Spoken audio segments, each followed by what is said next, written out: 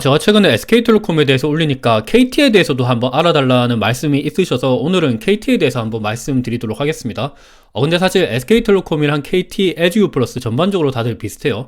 왜냐면 통신주들이기 때문에 다들 똑같은데, 근데 조금 미세하게 다른 거는 있습니다. 신사업 쪽으로 좀 하는 게 좀 다르거든요. SK텔레콤 같은 경우는 AI랑 그리고 UAM 이쪽으로 좀 잘하고 있죠. 근데 KT는 좀 달라요. KT는 금융, 그리고 뭐 커머스, 부동산, 해저, 케이블 이런 쪽으로 잘하고 있습니다. 그래서 뭐 좀 세부적인 내용은 다르니까 오늘은 KT에 대해서 한번 좀 세부적으로 말씀드리도록 하겠습니다. 일단 KT는 최근 주가가 나쁘지 않죠. 저점 대비해서 22%나 올라와 있는 상태입니다. 최근에 SK텔레콤은 주가가 좀 떨어지고 있거든요. 하지만 KT는 나쁘지가 않습니다. 대표적인 이유는 KT 같은 경우는 기말 배당이죠. 근데 SK텔레콤은 분기 배당입니다. 그리고 LGU 플러스는 반기 배당이죠. KT도 앞으로는 반기 배당, 분기 배당으로 넘어갈 거긴 한데 아직까지는 기말 배당이에요. 그러다 보니까 지금 연말이 다가오면서 KT와 같은 배당주에 대해서 조금 관심이 더 있는 것 같습니다. 그래서 좀 주가가 많이 오르고 있다. 요 점은 한번 살펴보시면 좋을 것 같아요. 근데 KT의 장기적인 주가를 보면 주가가 별로 좋지가 않습니다. 사실 요렇게 주가가 많이 올랐었던 때는 2001년도 닷컴 버블 때였죠. 그래서 요거는 사실상 없다고 보셔야 됩니다. 요거는 SK텔레콤도 마찬가지로 주가가 요때는 진짜 미친듯이 올라갔었던 때였거든요. 그래서 요거는 사실상 없다라고 생각하시고 좀 보시면 될 것 같고, 그럼에도 불구하고 KT 같은 경우는 주가가 계속 떨어지고 있죠. 2004년도에 주가가 거의 한 44,200원이었는데 지금 주가가 35,450원이면 주가가 계속해서 빠지고 있습니다. 그래도 2020년도 요때부터는 좀 주가가 조금씩 올라가고 있거든요. 사실 이건 SK텔레콤도 마찬가지고 제가 최근에 말씀드렸던 은행주들도 마찬가지인데 2010년도 코로나 이후부터는 글로벌 배당 성량, 글로벌 주주환원 정책을 계속해서 따라가려고 하는 움직임이 보이고 있습니다. KT는 아직까지 기말 배당인데 SK텔레콤 같은 경우는 분기 배당이죠. 배당 정책 같은 경우도 계속해서 바뀌고 있어요. 최근에 KT의 CEO도 좀 바뀌었죠. 그러면서 배당 성향에 대해서 좀 걱정거리가 많았는데 그래도 단기 순이익 기준으로 50% 배당 성향을 유지하겠다라는 말을 했었어요. 그래서 KT 같은 경우는 그리고 또 코로나 이후부터는 자사주 소각도 많이 하고 있거든요. 그래서 그때부터는 조금씩 주가가 오르고 있는 모습을 보이고 있습니다. 그래서 제가 최근에 다뤘던 금융주랑 SK텔레콤과 같은 기업들은 과거부터 지금 주가를 보면 계속해서 떨어지고 있긴 한데 사실 완전 과거랑은 비교하기는 좀 무리가 있어요. 왜냐하면 2010년도부터 좀 바뀐 게 많거든요. 그래서 KT 같은 경우도 2020년도부터 좀 주가를 보는 게 저는 괜찮지 않을까라고 개인적으로 생각을 하고 있습니다. 그래서 KT의 좀 포트폴리오를 보면 KT가 굉장히 좀 많은 사업을 하고 있어요. 우리가 KT라 그러면 통신 사업만 생각을 하고 있는데 사실 통신 사업만 하고 있는 건 아닙니다. KT그룹이라고 봐도 될 정도예요. KT는 일단은 금융 쪽으로 굉장히 좀 많이 하고 있죠. BC카드가 대표적으로 있고 K뱅크도 있습니다. K뱅크 지분을 33.72% 가지고 있죠. 그리고 보면 KT인베스트먼트, 그러니까 투자 사업도 하고 있고요. 그리고 또 KT클라우드 데이터 센터 이런 쪽으로 투자도 하고 있습니다. 그리고 해저 케이블인 KT서브마린도 있고요. 그리고 스튜디오 지니, KT 스카이라이프, KT 스포츠 이런 거와 같이 그리고 지니뮤직도 있죠. 커머스랑 미디어 사업도 하고 있습니다. 그리고 보면 KTIS, KTCS, KT알파 이런 기업들도 있는데 요거는 좀 고객센터 그리고 T커머스, 영화랑 드라마 이런 사업을 하고 있는 거예요. 그리고 나스미디어 플레이디 요거는 광고 사업이죠. 그래서 보면 우리는 KT라 그러면 통신 사업만 생각을 하고 있는데 생각보다 굉장히 많은 사업을 하고 있다라고 보시면 좋을 것 같습니다. 그리고 얘네들의 자회사로부터 좀 배당도 많이 받거든요. 대표적으로 KT 서브마린 그리고 KTIS, KT알파 이런 기업들로부터 배당금을 거의 한 5% 정도 받습니다. 그래서 이렇게 배당금을 받고 난 다음에 우리는 KT로부터 또 배당금을 받을 수가 있겠죠. 그래서 이런 부분들도 한번 생각을 해보셔야 된다라는 말씀을 드리고 싶어요. 그래서 좀 전체적으로 보면 일단 금융사업 굉장히 크고요. 그리고 커머스 미디어 사업 굉장히 크고요. 그리고 KT 서브마린 이거는 당연히 통신사와 관련된 거니까 요거도 굉장히 크고, 그리고 클라우드 데이터 센터 크고요. 그리고 요걸 저는 좀 중요시 봐야 된다고 생각을 하고 있는데 KT가 굉장히 부동산 재벌이에요. 부동산 사업을 굉장히 많이 합니다. KT 에스테이트 여기 있죠. 보면 KT 투자 운영 있고 KT 리얼티 임대주택 요런 거 있습니다. KT 리빙 요거도 있죠. 그래서 부동산 사업도 굉장히 많이 하고 있고, 제가 알기로는 KT가 지금 가지고 있는 부동산 자산만 하더라도 한 8조 정도 되는 걸로 알고 있습니다. 2019년도 기준으로 8조인가 그래서 지금은 아마 이거보다 조금 더 높을 거예요. 제가 알기로는 아직 장부 가치가 안 바뀐 걸로 알고 있습니다. 그래도 일단 KT는 굉장히 부동산 재벌이다. 요거는 이마트랑 좀 비슷한 상황이죠. 근데 시장에서는 이 부동산 가치를 인정해주지는 않고 있습니다. 여튼 일단은 KT 같은 경우는 금융사업, 뭐 부동산 사업, 미디어 사업, 커머스 뭐 이런 쪽으로 굉장히 많이 하고 있다라고 보시면 좋을 것 같아요. SK텔레콤이랑 조금 다르죠. SK텔레콤 같은 경우는 AI 잘하고 있고 뭐 UAM 잘하고 있죠. SK텔레콤은 뭐 금융 쪽은 조금 없습니다. 여튼 SK텔레콤이랑 이런 차이점이 있다라고 보시면 좋을 것 같고, 그리고 KT의 주주 구성도를 보면 KT는 뭐 뚜렷한 대주주가 없습니다. 원래 공기업이었죠. 그러다가 이제 민영화가 돼가지고 뚜렷한 대주주는 아직 없는데, 가장 많이 지분을 들고 있는 곳은 바로 국민연금입니다. 국민연금이 8.63% 들고 있고, 그리고 2대 주주는 특이하죠. 현대자동차입니다. 현대자동차 그룹이 현대차가 4.75%, 현대모비스가 3.14%입니다. 그리고 신한은행이 한 5.53%, 그리고 뭐 생명보험, 투자증권 이런 쪽이 조금 가지고 있어요. 그리고 미래에셋 자산운용도 5% 가지고 있습니다. 전반적으로 보면 신한은행이랑 미래에셋 자산운용은 좀 이해가 되죠. 앞서 보신 것처럼 이게 뭐 금융사업을 하다 보니까 좀 어느 정도 시너지가 생길 수 있겠다라고도 생각이 들고 있죠. 근데 뭐 현대자동차가 왜 들어가 있냐? 사실 현대자동차 그룹도 우리가 조금 빼놓을 수 없는 게 현대자동차 밑에 현대차 증권이 있거든요. 그래서 현대자동차도 어찌 보면 금융 쪽으로 좀 KT랑 뭐 협업을 할 수 있지 않을까라는 생각을 개인적으로 하고 있습니다. 여튼 뭐 이런 쪽으로 이제 특징이 있다. KT 같은 경우는 뚜렷한 최대 주주는 없긴 하지만 뭐 다양한 기업들이랑 협업을 할 수 있겠다라는 생각이 들고 있습니다. 반면에 SK텔레콤이랑 좀 차이점을 보면 SK텔레콤의 최대 주주는 SK입니다. 그래서 이게 뭐가 낫느니 요거를 좀 비교하기는 좀 힘들긴 하겠지만 개인적으로 생각을 해본다 그러면 SK텔레콤 같은 경우는 좀 반도체 AI 쪽으로는 SK 하이닉스랑 좀 협업을 할 수가 있겠죠.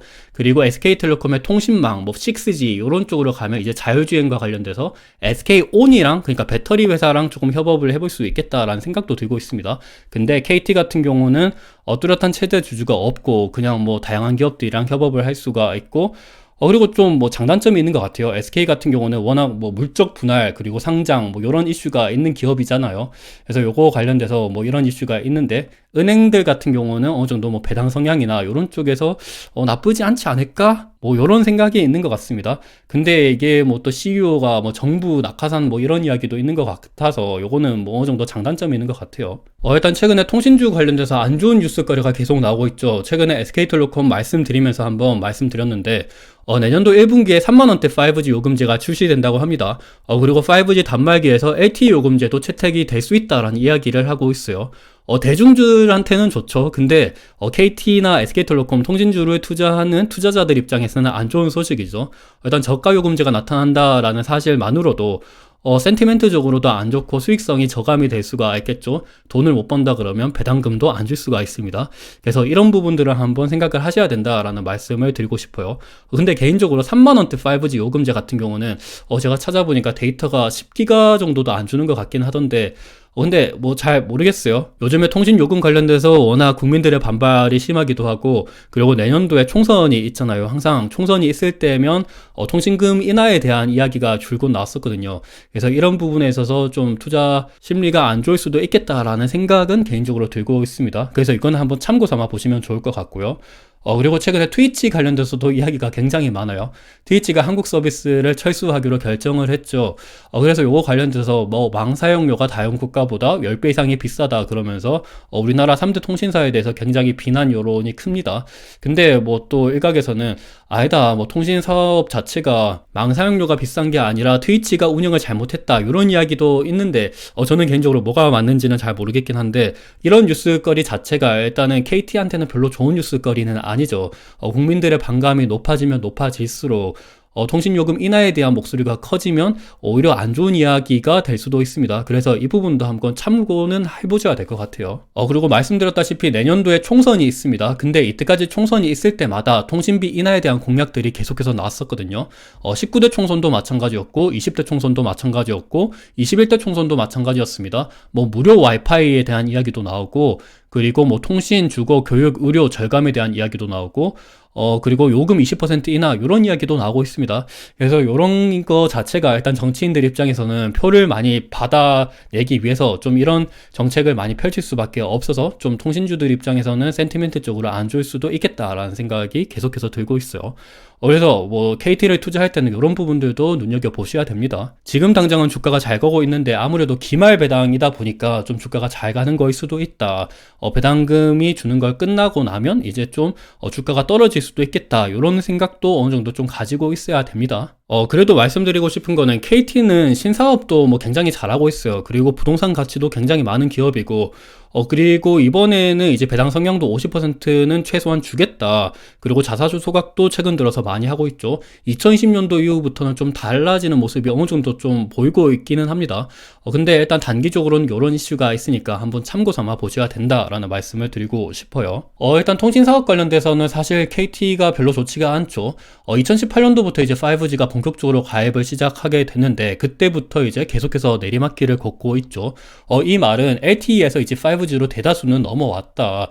그래서 좀 어느 정도 성장 동력을 가지기 위해서는 5G를 넘어선 뭐 5G 어드밴스드 관련돼서 이제 뭐 내년도 상반기, 내년도 하반기에 본격적으로 대중화가 될 수 있을 것이다 라는 이야기가 나오고 있는데 뭔가 좀 변화는 필요할 것 같아요. 뭐 6G가 나오든 이런 모습을 보여야 되는데 지금 당장은 조금 가시성이 제대로 보이고 있는 거는 아닌 것 같아요. 그리고 5G가 뭐 국가적인 사기극이다 이런 이야기가 나오고 있어서 요거 관련돼서는 너무 좀 분위기가 안 좋은 것 같습니다. 그리고 요것뿐만이 아니라 알뜰폰의 비중이 많이 증가하고 있죠. 최근에는 거의 한 20% 정도까지 올라왔습니다. 근데 사실 알뜰폰이 2010년도에 나왔거든요. 근데 SK텔레콤의 주가를 제가 저번에 보여줬는데 사실 알뜰폰이 나오고 난 다음부터 알뜰폰의 점유율이 올라왔지만 SK텔레콤의 주가는 계속해서 올라왔거든요. 근데 KT는 좀 다르긴 해요. KT 주가는 많이 떨어졌는데 사실 알뜰폰에 대한 이유는 아니에요. SK텔레콤과 다르게 KT 같은 경우는 신사업 쪽에서 조금 안 좋은 모습을 보였었던 것도 있는 것 같고 실적은 분명히 올라왔는데 뭔가 SK텔레콤보다는 시장 가치를 제대로 평가는 못 받았어요. 만약에 알뜰폰의 점유율이 계속해서 올라와서 통신사들한테 안 좋았다라 그러면 그러면 왜 KT는 주가가 떨어졌고 SK텔레콤은 주가가 올랐냐 요거를 설명을 해야 되겠죠. 근데 SK텔레콤의 실적이랑 KT의 실적이 장기간 10년간 실적을 보면 그렇게까지 뭐 많이 오르고 많이 떨어지고 이런 뭐 차이점을 보이는 건 사실 아니었어요. 그리고 사실 알뜰폰 같은 경우가 기존 통신 3사의 망을 대신 빌려서 사업을 하는 거잖아요. 그래서 이런 것들을 봤을 때 알뜰폰의 비중이 이렇게 올라온다 그래서 KT의 수익이 완전히 뭐 안 좋아진다 이런 이슈까지는 아니라고 생각을 합니다. 근데 분명히 안 좋은 거는 맞기는 하죠. 그래도 KT 자체적인 망에서 파는 게 더 좋으니까요. 그래서 KT의 지난 10년간 실적을 보시면 실적이 막 오르고 막 떨어지는 건 아닙니다. 그냥 돈을 안정적으로 잘 벌고 있어요. 영업이익 기준으로 적자는 안 나타나고 있고요. 돈 그냥 안정하게 잘 벌고 있습니다. 반도체랑 2차전지 기업들처럼 뭐 실적이 계속해서 우상향을 하고 뭐 이런 모습은 아닙니다. 그냥 전형적인 가치주다. 비가 오든 눈이 오든 우리는 인터넷을 씁니다. 그래서 좀 실적이 안정적인 모습을 보이고 있다. 이런 모습을 한번 살펴볼 수가 있을 것 같아요. 참고로 2013년도, 14년도 요때는 LTE가 처음 등장해서 그때 좀 수익이 지연이 됐다고 해요. 그래서 이렇게 일시적으로 좀 안 좋았습니다. 그래서 이따 뒤에서 한번 다시 보시겠지만 요때 배당금도 안 줬어요. 그래서 요거는 좀 일시적이었고 요거를 제외하고 나면 실적은 그냥 안정적으로 움직이고 있습니다. 근데 우리가 투자를 할 때 보면 2차전지 기업들 같은 경우 투자 매력도가 있잖아요. 확실히 성장성이 있고 계속해서 이익이 증가를 하는 모습을 보이다 보니까 투자 매력도가 확실히 있습니다. 근데 KT 같은 경우는 돈이 뭐 그냥 꾸준히 잘 벌고 있는 거예요. 그래서 투자 매력도가 있다라고 생각하기는 조금 무리가 있죠. 왜냐하면 우리가 투자 매력도가 있으려 그러면 다른 기업들, 다른 주식들이나 아니면 예금, 채권 이런 것들보다 상대적인 매력도가 있어야 된다는 거잖아요. 지금 미국 기준금리가 5.5%입니다. 그래서 KT가 미국 기준금리, 미국 채권을 투자하는 것보다 어느 정도 매력도가 있어야 사람들이 산다라는 거죠. 그걸 볼 수 있는 게 ROE라는 지표가 있는데 ROE는 자본분의 이익입니다. 그러니까 KT가 돈을 이렇게 잘 벌잖아요. 그러면 당연히 이익이 이렇게 생기겠죠. 근데 이익이 거의 고정이 되어 있다라고 보시면 됩니다. 근데 이익이 고정이 되어 있죠. 근데 이익이 쌓이면 자본이 늘어나죠. 자본이 늘어나는데 이익이 고정이 되어 있으면 자본분의 이익이 ROE니까 ROE는 감소를 하겠죠. 그러면 시가총액은 증가를 못합니다. 당연히 PER과 PBR은 떨어지겠죠. 그래서 ROE가 높게 되려면 ROE가 적어도 미국 채권 투자하는 것보다 가치가 있어야 되잖아요. 그 말은 이익이 만약에 고정이 되어 있으면 자본이라도 줄어들어야 됩니다. 아니면 이익이 증가를 해야 되죠. 근데 KT는 지금 신사업을 추진하고 있긴 하지만 신사업 쪽에서 아직 드라마틱한 결과물을 보여주는 건 아니잖아요. 아직까지 통신사에서 그쪽으로 돈을 벌고 있는데 통신사업이 뭐 성장성이 어느 정도 막 완전히 드라마틱하게 크고 막 그런 건 아니잖아요. 그래서 사실 이익이 증가하는 게 가장 베스트이긴 하지만 이익이 증가하는 데에는 좀 시간도 많이 소모가 되고 돈도 많이 필요하거든요.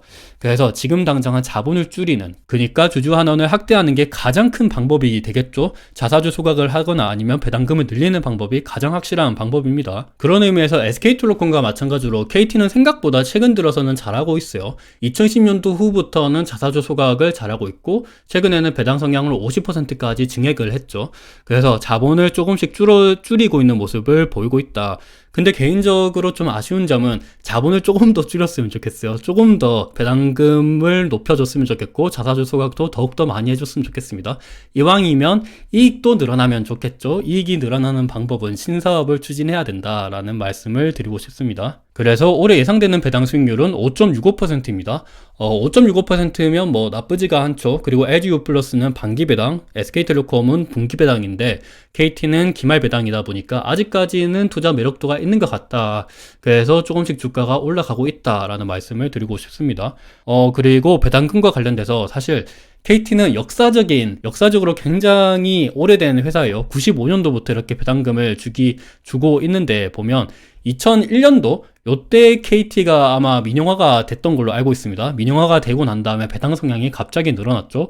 거의 50%대 정도로 늘어났습니다. 그래서 요 당시에는 배당금을 굉장히 많이 줬어요. 근데 2013년도, 2014년도 요때는 말씀드렸다시피 LTE가 이제 나오게 됐죠. LTE가 나오면서 초반에 이익이 좀 지연이 됐습니다. 이익이 제대로 이렇게 안 들어오고 비용도 많이 들었어요.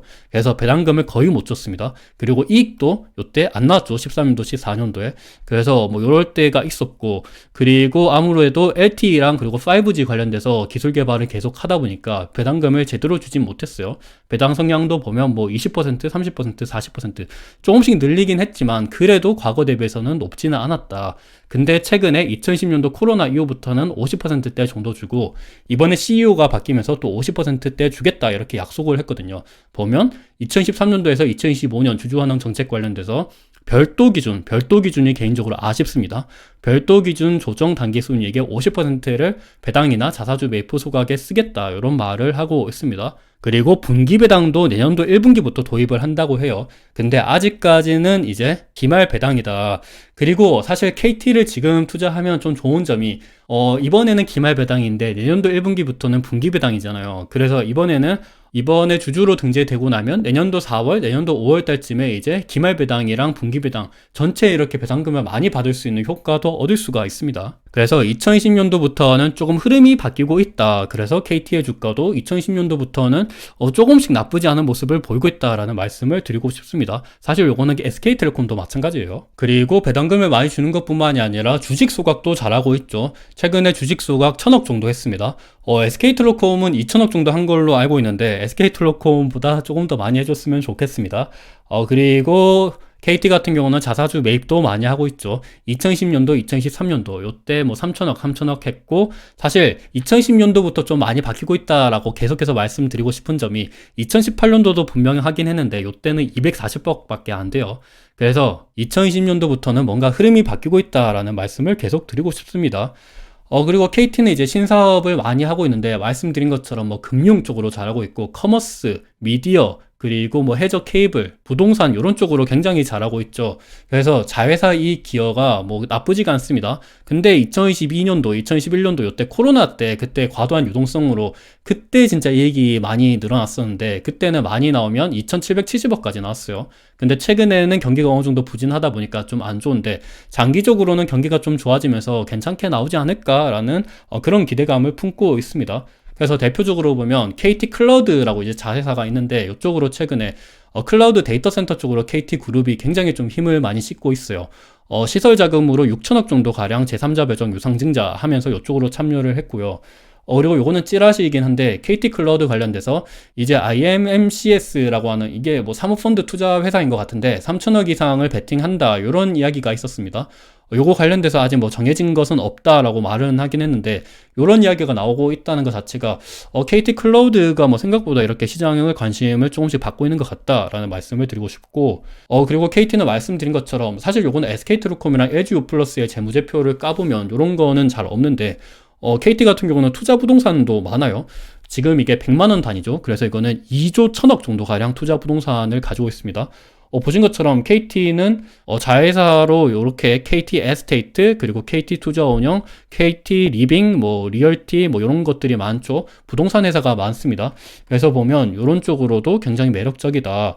이마트랑 좀 비슷하죠. 이마트도 대표적으로 이마트가 부지가 뭐 이마트 굉장히 좋은 입지에 이마트가 많잖아요. 뭐 이마트 스타필드도 있고 이마트 트레이더스도 있고 이마트 에브리데이도 있고 여러 가지가 있는데 KT도 마찬가지입니다. 그래서 보면 요거는 2021년도 기준으로 8.5조 땅 부자라고 얘기를 하고 있는데 지금 장부 가치는 요거보다 조금 더 높을 수도 있습니다. 그래서 요런 것처럼 KT는 땅 부자다. 부동산 기업이기도 하고 금융 기업이기도 하고 우리가 통신 사업으로만 생각했는데 생각보다 뭐 클라우드도 하고 데이터 센터도 하고 미디어도 하고 여러 가지를 하고 있다.